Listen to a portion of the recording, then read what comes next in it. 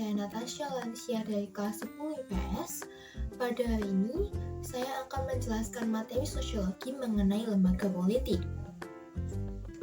Dalam setiap masyarakat, baik itu masyarakat kecil seperti keluarga, suku, hingga negara, dibutuhkan orang-orang yang bertugas mengatur hubungan antar warga agar selaras.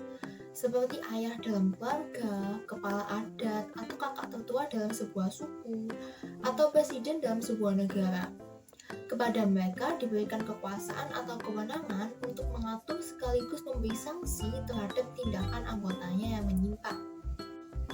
Selain hak, mereka pun diberi kewajiban untuk menyejahterakan anggotanya. Pemerintah misalnya, mempunyai kewajiban untuk mendistribusikan kekayaan negara kepada setiap warga secara adil sehingga tercapai kesejahteraan yang merata. Hal itu dapat dilakukan dengan menyediakan lapangan kerja atau menciptakan situasi dan kondisi yang kondusif, aman dan nyaman bagi tumbuhnya perekonomian negara. Keseluruhan tata nilai dan norma yang berkaitan dengan kekuasaan tersebut kita namakan lembaga politik. Lembaga politik berkaitan dengan masalah-masalah bentuk negara, bentuk pemerintahan, dan bentuk kekuasaan serta sistemnya. Selanjutnya, kita akan membahas mengenai bentuk negara. Umumnya, kita mengenal dua bentuk negara, yakni negara kesatuan dan negara federasi atau serikat. Yang pertama adalah negara kesatuan. Negara kesatuan memiliki ciri-ciri antara lain hanya ada satu pemerintahan, satu parlemen, satu lembaga peradilan, dan satu konstitusi. Misalnya, negara Indonesia, Filipina, Afrika Selatan, dan Rusia. Yang kedua adalah negara federasi atau serikat. Negara federasi atau serikat memiliki ciri-ciri antara lain terdapat negara di dalam negara atau sering disebut negara bagian. Negara bagian biasanya lebih dari satu dan memiliki wewenang membuat undang-undang yang berlaku untuk wilayah masing-masing. Pada negara federasi tetap ada konstitusi serikat. Pemerintahan federasi atau pusat memiliki wewenang dalam hal politik luar negeri, moneter, dan keamanan negara.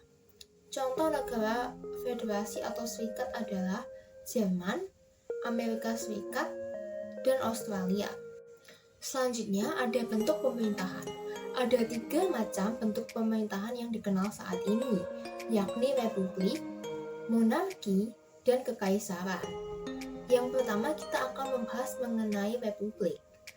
Republik adalah bentuk pemerintahan yang dipimpin seorang presiden.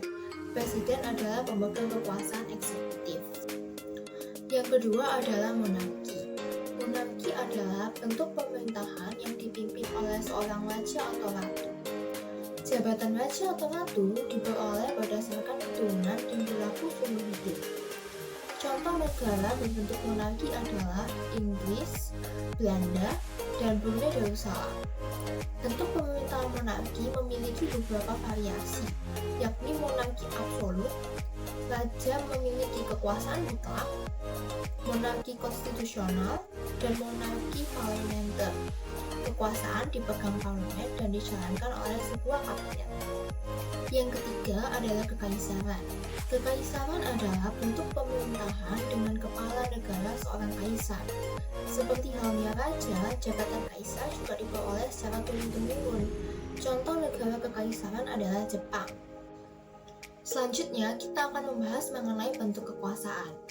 Kekuasaan dapat diperoleh melalui cara-cara berikut.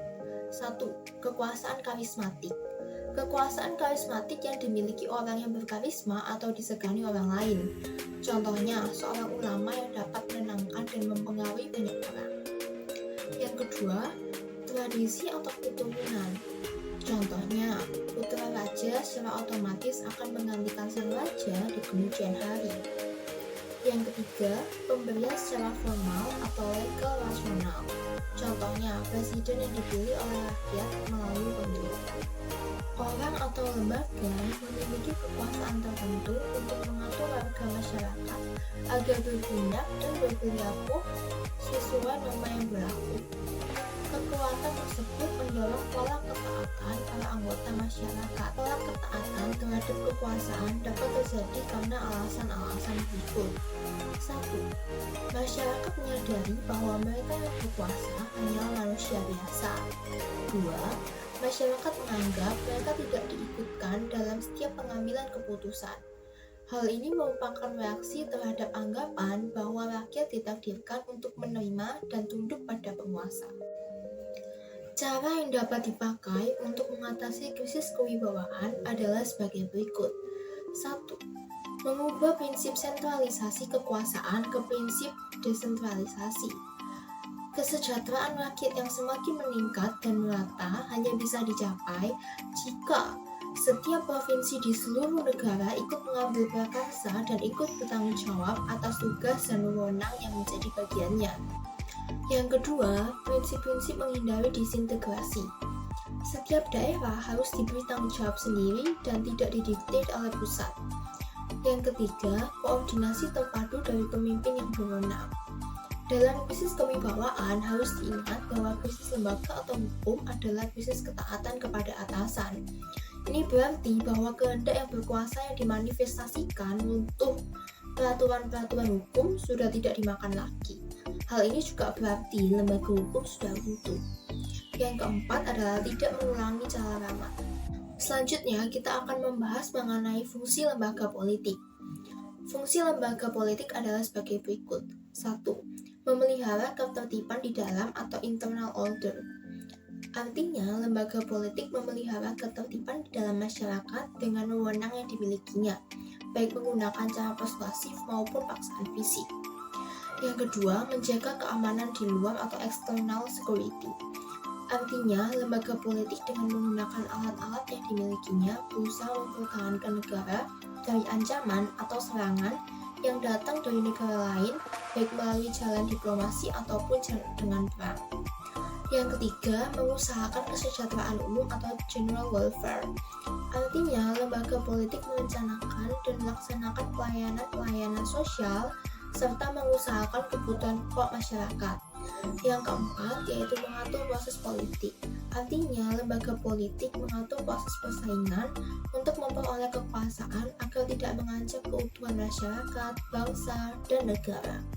Yang terakhir, kita akan membahas mengenai unsur-unsur lembaga politik. Lembaga politik memiliki unsur-unsur sebagai berikut, yaitu 1. Pola perilaku, seperti loyalitas, kepatuhan, subordinasi, kerjasama, dan konsensus. Yang kedua, budaya simbiolis, seperti bendera, materai maskot, dan lagu kebangsaan.